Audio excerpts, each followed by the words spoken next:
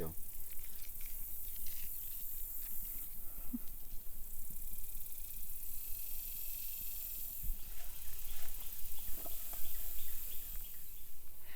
Hey guys, I'm Whitney. Thank you so much for watching this video on how to make soap from the yucca root.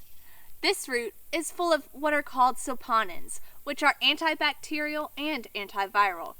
That means this makes an excellent soap. Now, whenever you go into nature, you always want to be prepared and bring enough soap with you.